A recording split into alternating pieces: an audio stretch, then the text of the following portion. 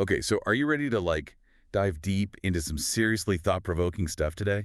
Always up for a good deep dive. Perfect. Because we are tackling, the hidden machinery of power today, right? With, well, none other than Michel Foucault. Oh, Foucault, such a fascinating, if sometimes a little intense thinker.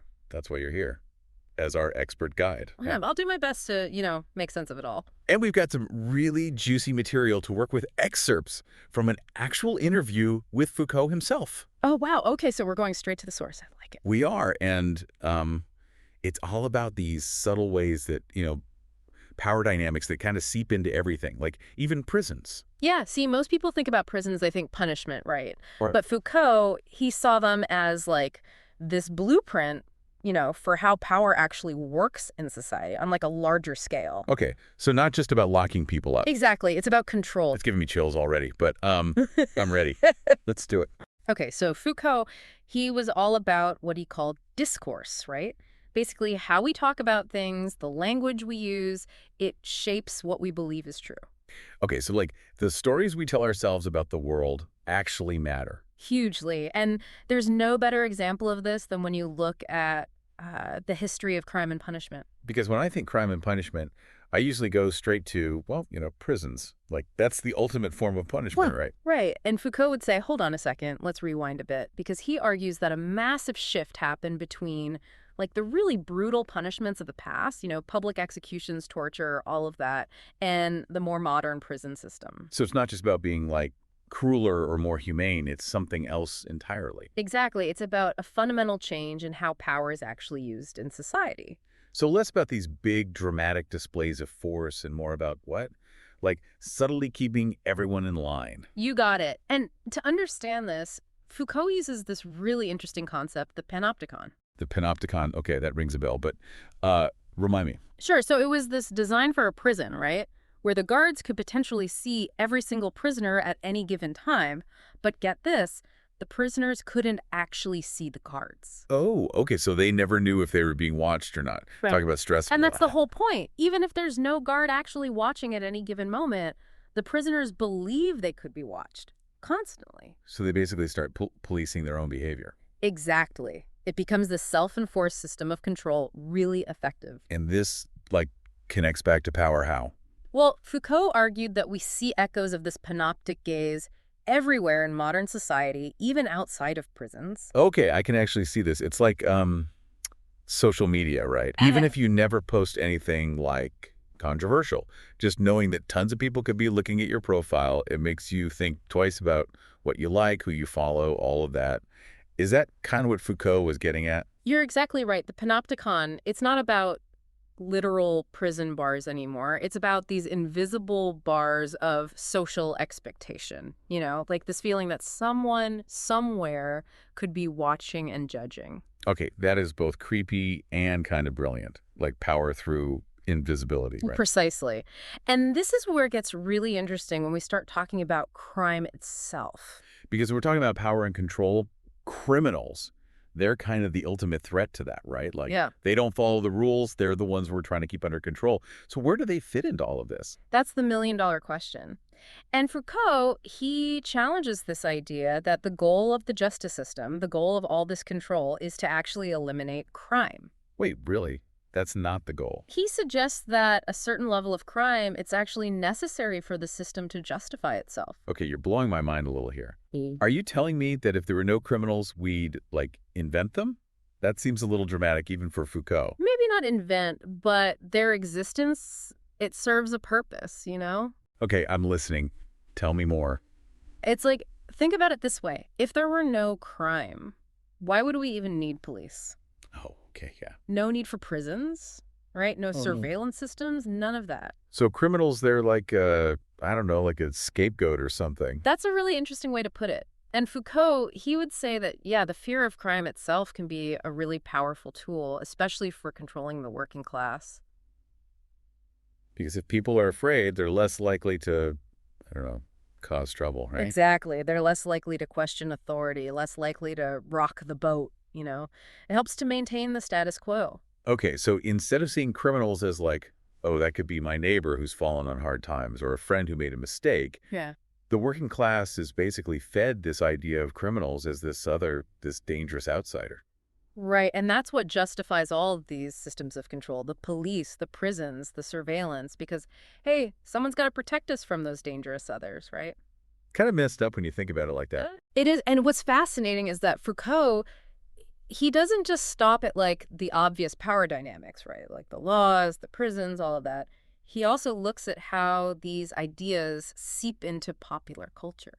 Okay, now this is where I get really interested because the interview actually talks about the rise of the criminal hero in 19th century literature. Yeah, like Sherlock Holmes, Edgar Allan Poe, all those guys.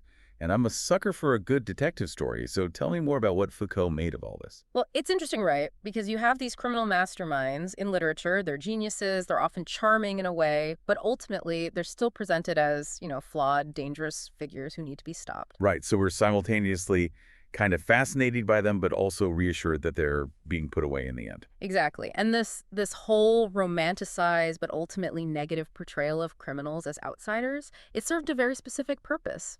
According to Foucault, it helped to legitimize the whole system of prisons and punishment. Because if these criminals, these masterminds, are inherently different from us, well, then it's easier to accept that they need to be locked away, right? For the good of society. It's like we create this image of the criminal as this completely separate being and then use that image to justify how we treat them. A self-fulfilling prophecy in a way. Right. And this actually ties into another really important point that Foucault makes in this interview, the way that certain crimes become, well, almost acceptable, even normalized, depending on who's committing them, of course. Okay. Yeah, he mentions like white-collar crime, right? How Yeah. financial crimes, they were becoming way more common in the 19th century. Exactly. As industrial capitalism was exploding, you had all these new ways to make money and lose money, often, kind of playing fast and loose with the rules. And those crimes weren't met with the same outrage as, say, stealing a loaf of bread, right? Not even close.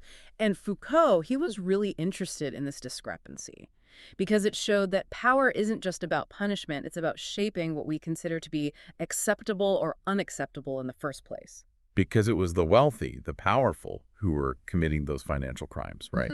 The ones who were, in many ways, writing the rules. Exactly. And that's a perfect example of how power operates on a deeper level. It's not just about punishing the people who break the rules. It's about deciding which rules get made in the first place and whose interests those rules actually serve. Man, it makes you wonder, what behaviors are we totally cool with today that future generations are going to look back on and be like, what were they thinking? Now, that is the question. And it's a bit unsettling to think about, isn't it? It is. But, okay, let's bring it back to Foucault for a sec. We've talked about how he saw prisons as this microcosm of power in society, how he believed that crime itself serves a purpose, and how even our ideas about criminals, they're shaped by these power dynamics.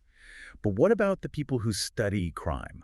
What did Foucault think about criminology? This is where Foucault might surprise people because he was actually quite critical of criminology, especially in its early days. Really? I would have thought he'd be all over that, trying to get inside the criminal mind and all. Oh, he was fascinated by it, definitely.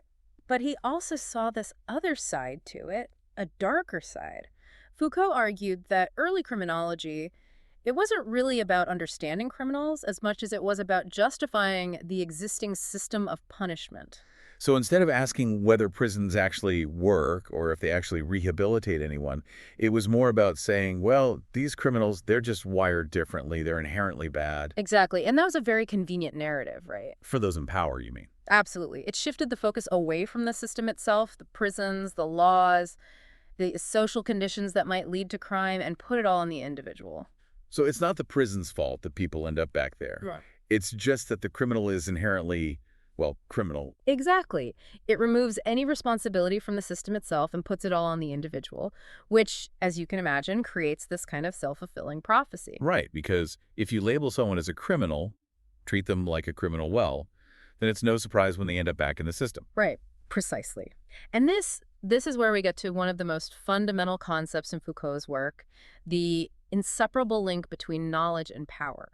He argued that they're not these separate spheres, but they're deeply, deeply intertwined. Okay, now we're getting really meta. Break it down for me. How does power actually shape knowledge? Well, it's like this, even something like defining what's true, what's normal. That's an act of power in itself. Whoa, okay. I'm not sure I follow. Think about it when we label something as criminal, right? We're not just like describing some neutral fact out there in the world. We're creating a category, and that category has real consequences. Okay, so it's like knowledge isn't just about understanding the world, it's also about, like, shaping it, Hmm. about deciding which behaviors are okay, which ones aren't, all of that. Exactly. And Foucault would say a lot of the time, the categories we create, the truths we decide to uphold well, they often serve the interests of the people in power. Okay, so it's not so simple as saying criminals are inherently different. It's more like the very way we define criminals, that's already been influenced by, all these power dynamics we've been talking about. You got it. And once you start seeing it this way, you see it everywhere. Think about like the history of mental illness. Right. Yeah. How so?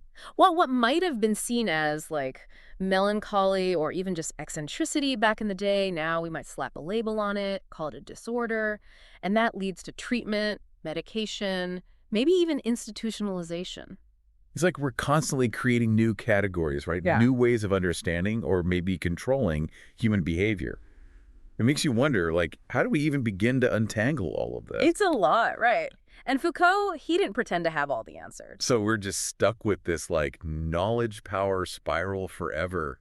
That's a bit depressing. Not necessarily. He wasn't a pessimist, you know?